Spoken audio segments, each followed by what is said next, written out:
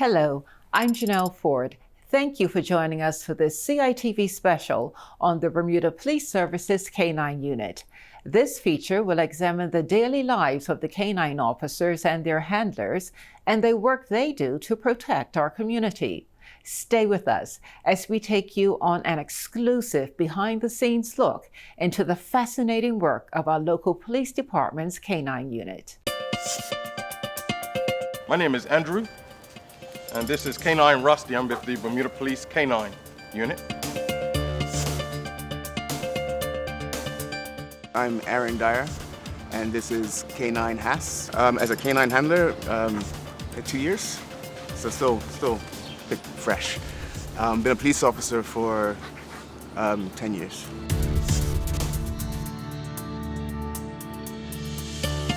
Hello, so my name is Apprehension. For short, everybody just call me AJ. This is K-9 Clerk.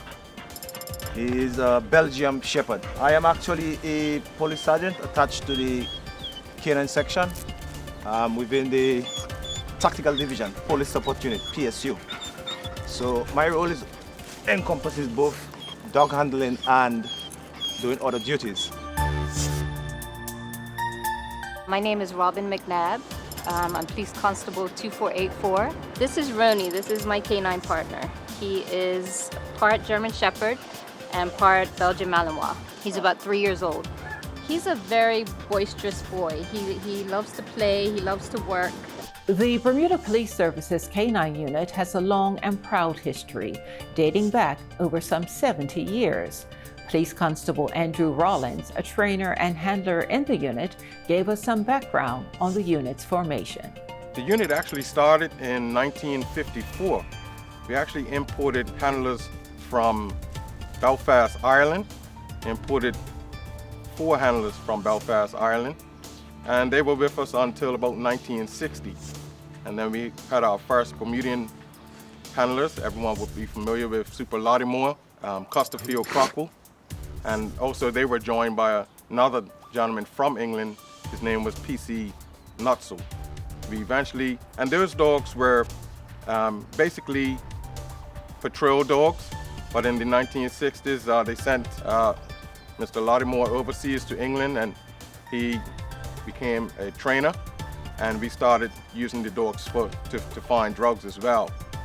In the late 1970s and 80s, the narcotics department started to use dogs a lot more. The process of becoming a police K-9 handler is rigorous and involves extensive training for both the handler and the dog. My job as a trainer was to keep the K-9s current in their qualifications, to make sure that they were kept up to par when it came to the detection work, the apprehension work. As dual-purpose dogs, they do the apprehension as well as the detection. The apprehension side of things is a use of force, and that has to be tight. That has to be very well trained, so there's no mistakes when in the field. The training covers various aspects, including obedience, agility, scent detection, and apprehension.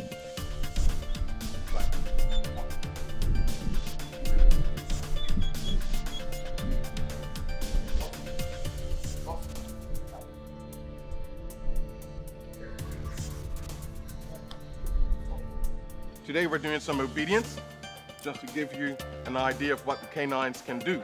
Some of the things we're doing today will be the off command, the sit command, and the still command. Try to get him to stop barking when I tell him to. All of these things are basic obedience tasks that come in handy when we're doing our job on a daily basis.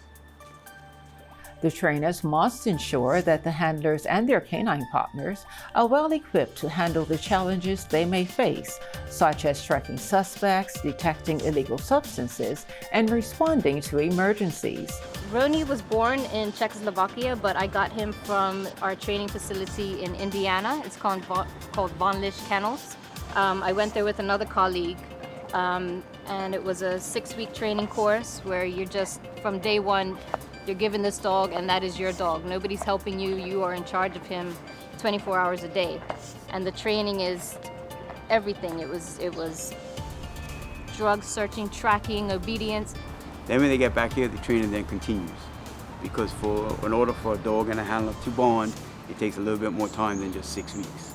So when they come back here, normally they will work alongside another experienced handler, as well as doing daily training with would it either be myself or now PC Rollins.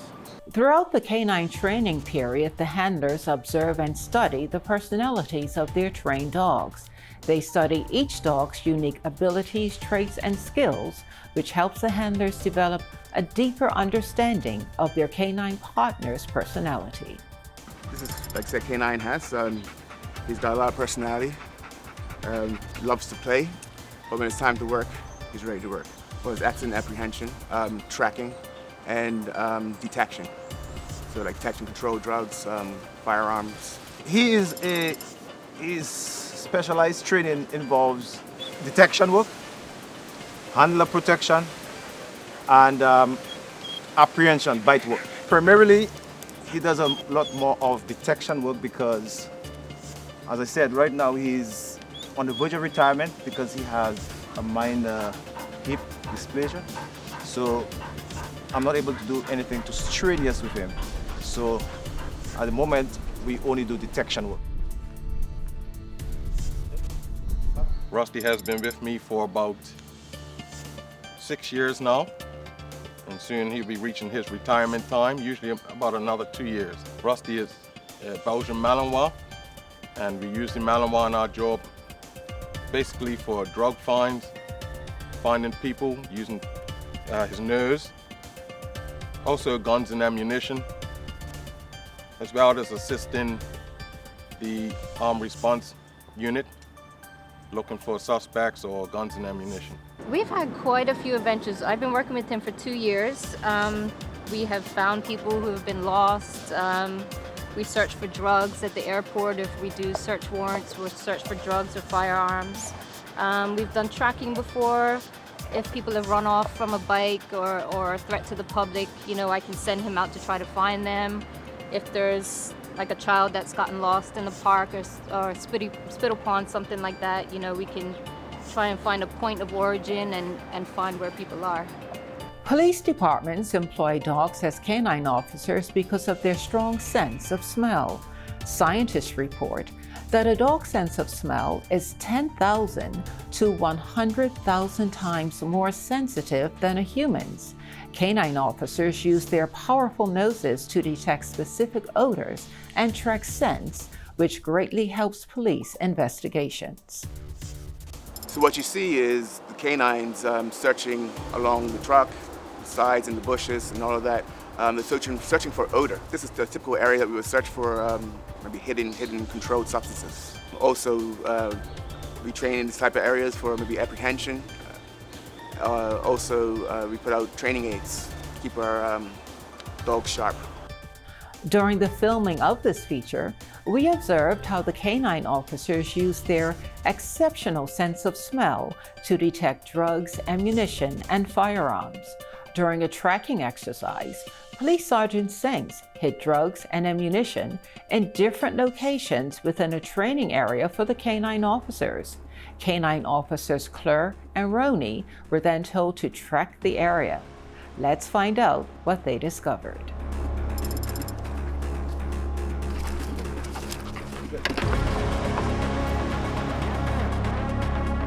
Woo! That'll be cool. Let me see what's there.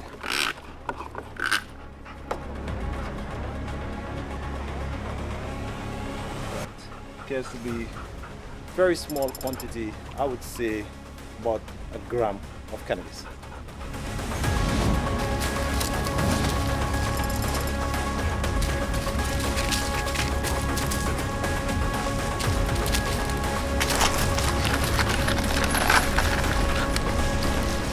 Pick them up and show you. Found some spent casings. if there's been a shooting, we'll get called to the scene to hunt for spent casings to help out the forensics. Good boy. He just want to keep on going and going and going. He's just really energetic. Again, that is one of the reasons why we chose these dogs. Woohoo! See? That dog I've just seized, just found a fire. During another demonstration exercise, Canine Officer Hess tracked Officer Rollins, who played the role of a suspect trying to evade police.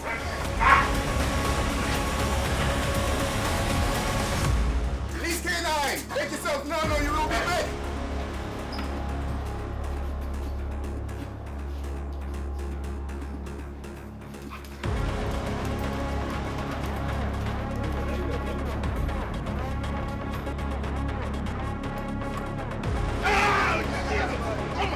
Now that was some terrific acting by Officer Rollins. Watching those demonstration exercises made us curious about what happened when suspects came into contact with the canine dogs. Not too long ago, probably about 2 months ago, we tracked this guy into the bushes, and then dog just stopped and went there, and come to find out the guy, he went there because the guy had climbed a tree. So we actually looked up and saw him, and he refused to come down. He's like, I did it, but I'm not coming down. I'm scared of that dog. So I actually had to walk the dog away so that he would come down. So there's 2 instances where you get reactions, but you do get guys on the street that are very tough, and some will fight the dog, some will see the dog and run. Some, you just never know how scared of an animal some people are. Some will see a dog and just give up right away, But our main thing is whatever reaction we get, the main thing for us is to use the dog without any serious incident taking place. So if we can apprehend the suspect without the dog actually having to bite or to even go up and hurl and bark or anything like that, that's more of a successful day for us. From tracking down dangerous criminals to sniffing out illicit substances, the responsibilities of a canine unit are vast and varied. During our interviews, the handlers shared some unforgettable moments they had experienced with their partners. The one that sticks out, that's most memorable, because there's a lot learned from it, was entrusting my dog. We were actually searching a house with narcotics, and my dog led me into this garage, and we did a swipe of the entire building, and there were no alerts. And then he dragged me out of the building and then put me right back in, and went around the side of this, it was a garage actually, and he alerted me that something was up high. He tried to climb the ladder himself. And I went and checked out. We did a search, and we found 2 pounds of crack up in the ceiling. I remember searching an aircraft, and I climbed up the steps, had him unclipped from the business class, and what we normally do is he would go from seat to seat all the way on his own searching. But as soon as I unclipped him, it was like a bullet. He went straight down to seat number 29C, alerted to that seat, and started pawing at it. By I mean normally they are passive alert dogs, which means they just sit and stare. But when I got there, he was saying, "Hey daddy, it's there." And he started pawing at the seat. I'm like, hold on, there's nothing in the seat. So I called on the inside. I said, "Hey, listen, you need to check the passenger who was seated number 29C. Sure enough, he had a quantity of substance strapped to his groin area. For me, that was really, really memorable, really memorable.